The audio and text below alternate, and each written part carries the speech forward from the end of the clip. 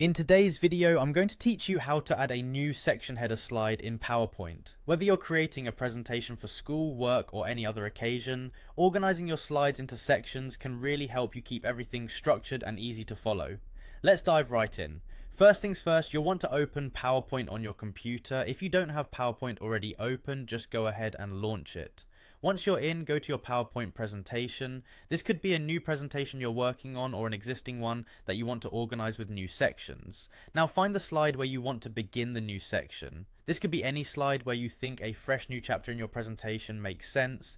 The intention here is to give a cohesive flow to your content, making it not only logical for you but also your audience. Once you're on the right slide, right click on it. A context menu will appear, bringing up a number of options for you to choose from. You're going to look for the option that says Add Section.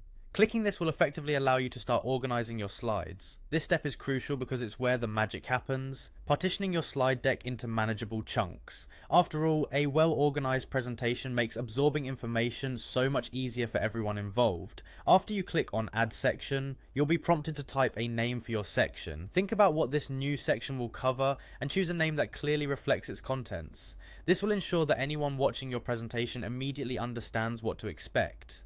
Naming your section effectively will also help you when you're navigating through your slides. Once you've decided on a suitable name that captures the essence of this segment of your presentation, go ahead and type it in. Finally, you'll want to make sure that name sticks, so click on Rename. By doing this, you're confirming your new section name and securing the organization of your slides. This simple naming process makes a significant difference, especially in presentations with multiple topics or themes. And there you have it. You've successfully added a new section header slide in PowerPoint.